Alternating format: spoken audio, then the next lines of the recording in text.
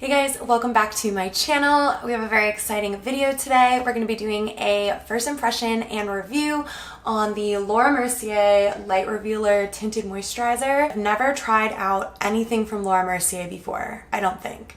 Maybe the translucent setting powder because I know I don't like that.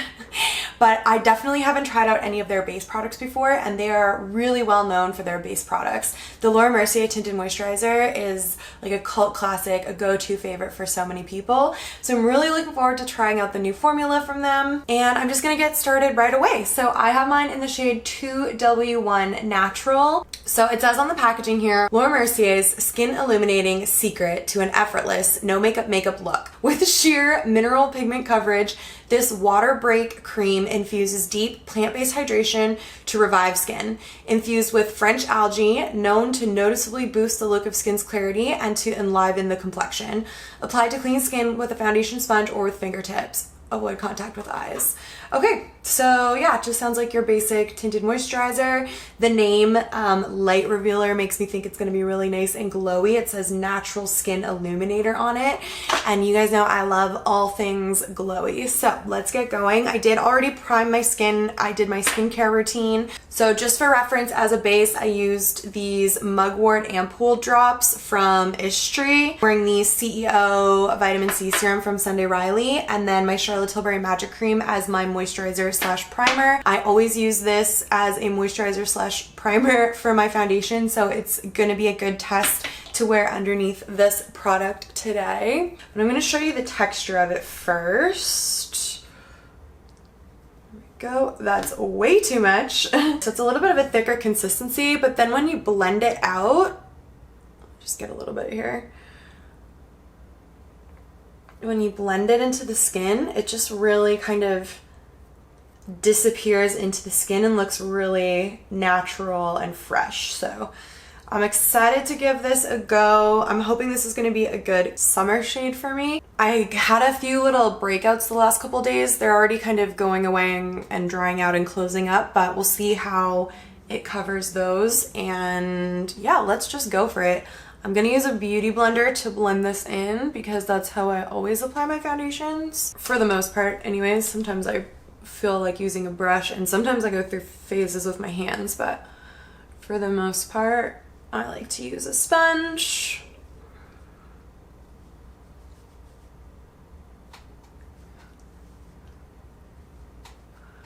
Okay, there we go. So yes, that disappeared right into my skin right off the bat. It just looks extremely natural. It looks just like skin. It feels so nice and hydrating on my face. And you can see it gave me a really beautiful glow right on the top of my cheekbone there where it's catching the light. Coverage is really, really, really light. Like very, very extremely light coverage.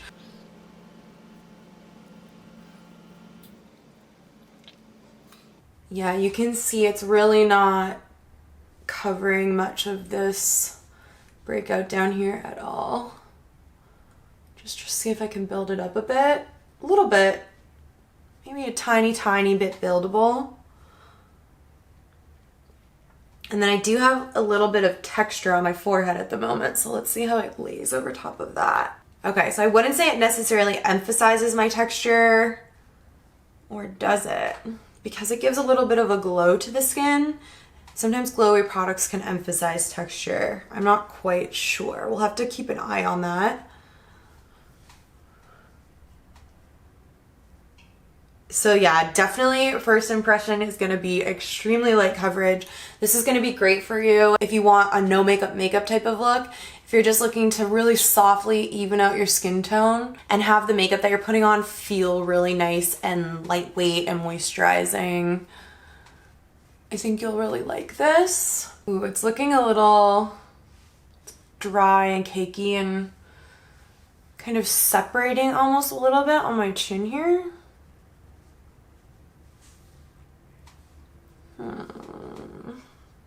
I wonder if you guys can see that. I'll zoom in right here, but it just, it looks a little flaky, like the product's kind of separating a bit.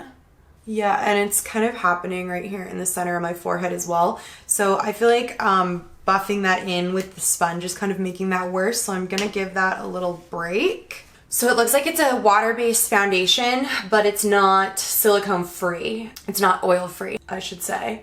It has dimethicone in it. Because my Charlotte Tilbury Magic Cream has a lot of different oils in it, I would think maybe if it was because it was a water-based foundation, that might be part of the reason why it's not sitting so nicely on my skin, but it does have some oil in it. So normally that's okay. I'm just gonna leave it and kind of let it sink into the skin a bit.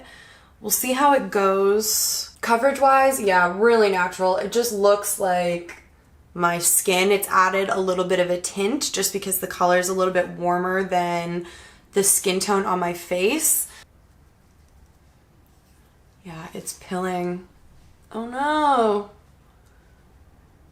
This skincare routine that I did before applying this is like my go-to everyday skincare routine. I do it with every single foundation I have. I have so many of them and it always works perfectly. So I'm pretty surprised that this and that don't seem to be working very well together. I would say it hasn't really covered much of the redness on my forehead, and it hasn't done much to cover any of my breakouts as well. So far, I'm not in love. Oh no, I'm sad.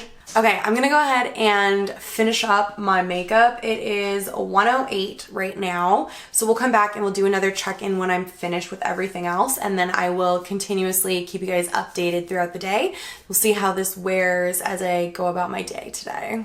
Okay, so it's 1:25, so it's been about 20 minutes since we last spoke. I finished doing the rest of my makeup. I noticed a couple of things. So I used my Hourglass concealer to build up the coverage in the areas where I felt like I needed a little bit of extra coverage. So under my eyes, my forehead, around my nose, and then on my blemishes. And then I set everything with the Charlotte Tilbury Airbrush Flawless Finishing Powder. And when I did that, I felt like it made a huge difference. I felt like all of a sudden, all of that like separation and everything that I was starting to see happen kind of went away. I have a feeling I have the powder to thank for that. And then adding in that little bit of extra coverage that I felt like I needed just made me feel a little bit more like comfortable with the way that my makeup looked. The other products that I put on top went on really beautifully. I'm wearing the Danessa Myricks Balm Contour as bronzer, the Rare Beauty Nearly Apricot Cream Blush as blush on my cheeks. And then I did put a tiny little bit of highlighter on the top of my cheekbones. I just used a powder highlight from this old ass Carly Bible BH Cosmetics palette, and everything went on really, really well, both the creams and the powders. I set everything down with a little bit of the Urban Decay All Nighter Setting Spray, and that's where we're at now. So I want to just do a quick little show of how my skin looks. Yeah, I'm way, way, way happier with how that looks compared to before the rest of the makeup went on top. I still don't know if it's like my favorite finish ever. It's feeling a little cakey, a little heavy. Maybe I used too much. Yeah, still a little cakey between my brows, but definitely better than before. I'm gonna show you what this looks like in natural lighting. Okay, so here's how we're looking in natural lighting. Zoom in a little bit closer for you guys. So you can see it's just looking a little heavy between my brows. But yeah, overall, I feel like it looks really dewy and fresh, which I really like. Something that I realized after I had all of my makeup on was that I didn't put on any SPF because I was just assuming that the product had SPF in it. And then I checked the box and the bottle and neither of them say SPF on it. But I noticed a little sticker on the packaging. So I checked the US website and it does say on the US website that there's SPF 25 in the product. Canada's pretty strict with our SPF laws. Brands aren't allowed to claim that a product has SPF in it unless they go through like really vigorous testing. So they probably aren't able to claim that it's SPF 25 in Canada. However, it does have that in there for anybody who was wondering. And I definitely just assumed that it was in there because the Laura Mercier Tinted Moisturizer to me just would. So I'm glad it's there because I forgot to put on my own SPF, but next time I would probably put that underneath as well. I'm gonna go about the rest of my day. We'll do a check-in in a couple of hours and see how it's holding up. Okay guys, so it's 3 o'clock, so it's been on for about 2 hours. I just noticed that it's really kind of starting to like break break up and gather around my nostril here, which I don't usually have that problem. I know that's a common problem for a lot of people, but that's not something that I typically struggle with. I do feel like it looks super glowy, like really, really glowy and dewy. Try and get better lighting here. I just went to the grocery store, so I had my mask on for about 20 minutes. I'd say for the most part, it stayed on, like here on my nose where the mask touches and kind of here on the sides of my face. I'm gonna go and do a makeup trial in a little bit, so I'll have to be wearing it and like talking throughout the trial. So we'll see how it lasts through that. But yeah, I did just want to give that little update about it gathering around my nose, because that's something a little bit different for me. Besides that, I'd say not much else has changed. So I'll catch up with you guys after my trial. I just got home from my trial. It's 6:30, so it's been on for, what is that, like 5.5 hours. I wanted to do one last check-in with the natural lighting before we switch back to the studio setup. Right off the bat, I am looking so dewy. You can see it across my forehead there. Like, I am so glowy, which I'm not mad about. I really love a dewy skin look. I feel like the base looks really nice in the camera, but then when I look up in the mirror, I can really kind of see the product on my skin, and it's feeling a little bit heavy as well. I can see on this part of my face right here that some of the tinted moisturizer has come off on my mask. The melting on the sides of my nose here has definitely not gotten worse at all, so that's a good sign. It's just looking, let me come in nice and close. It's just looking a little heavy and makeup-y in certain areas. So I think I made the mistake of trying to build up the coverage. I think I used too much product. The fact that it's looking and feeling heavy, even though it's such a lightweight, light coverage product, I think that just means that I used too much of it as I tried to cover my blemishes. I think probably the next time I use this, I want to try using it with my fingers and just use a really small amount and blend it into the skin with my fingers. And then just use a little bit of concealer to conceal anything that I feel like needs extra coverage. Because yeah, I think probably the biggest problem and like why it's not working super well for me is because there's just too much of it on my face. It's not meant to give the type of coverage that I was trying to get out of it. So yeah, even though it's super glowy on my forehead, I'd say like my nose, where usually I get super oily, is still quite matte. So the oil's not coming through too badly on these parts of my face. It's mostly just my forehead, which is nice. So yeah, I'm gonna make some dinner now and we'll check in again in a couple of hours. All right, my loves, it is 8:45 and we are coming up on that 8-hour mark, and I am ready to remove my makeup and wrap up my day, which means we can wrap up this video. So let's take a look at where we're at. I feel like you can really see here that a ton of it has worn off from my jaw, and I'm sure that actually must be from my mask. And you know what, I can see here on my nose, it's completely worn off. Under these lights, it is so much more obvious how the makeup looks compared to in natural lighting. Natural lighting is so beautiful for just kind of adding that nice like smooth look to the skin. Here with these lights, you can really see how things are looking. It's looking pretty dry and cakey on my chin. My forehead is looking pretty good, pretty natural. Looks like skin, but just really dewy and glowy. But yeah, it's pretty cakey here on my cheeks, around my nose. One thing that I just noticed that I actually didn't notice through the rest of the video is that this didn't really settle into my fine lines around my mouth pretty much at all. This one here, maybe a little bit, but hardly anything. And this one, yeah, not at all. That's kind of a major problem area for me with foundations. Lots of foundations will settle into the fine lines around my mouth, and it's just like not my favorite look, obviously. So that's really great that this didn't. It also didn't settle into any expression lines on my forehead.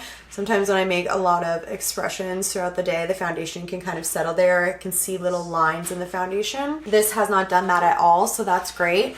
I honestly feel like my biggest problem with this today was that I tried to put on too much product like I was mentioning before. I think that's adding to kind of the cakiness of everything. For me, I think this is going to be a product that I use on more no makeup days. So this is a really soft glam kind of everyday makeup look for me. This is how I've been doing my makeup a lot recently, and I feel like the coverage is maybe just a little bit too light for what I would like with this type of look.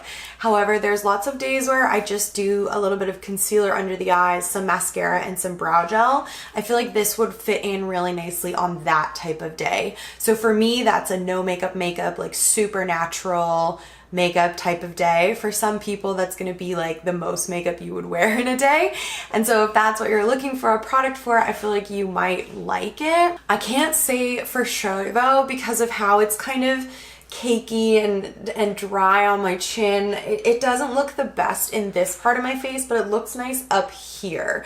So I do really just feel like I put too much product here, and I need to try it again with less product and then just less other makeup on my face in general. I'm gonna go ahead and say that as of right now, this is not a must buy for me. It just doesn't really work for what I'm looking for out of a tinted moisturizer, but I am going to continue to use it in the way that I just mentioned, and I'll keep you guys updated on if my opinion changes at all. Maybe working with the fingers is better than working with the sponge, using less product may be better than using more product, maybe using it with a different setting powder would work nicely. So I like to experiment with face products before I give kind of my final verdict on them. So as of right now, I'm gonna say it's not a favorite. It's not like a run out and buy it, but I do really like how dewy and fresh it looks on this part of my face, and I think we can work with it to make it into something that I actually really like. So if you guys want to see those updates, make sure you're subscribed to my channel. I always update on my first impressions in either a vlog or my get ready with me videos, so keep your eyes peeled. I'll be using this over the next few weeks, and we will come to a final conclusion with it after I use it a few more times. Thank you guys so much for watching this video. I hope you enjoyed. I'm gonna go wash this all off my face and crawl into bed. I can't wait. Please don't forget to subscribe if you're new. Give the video a thumbs up if you liked it, and I will see you in my next one. Bye guys.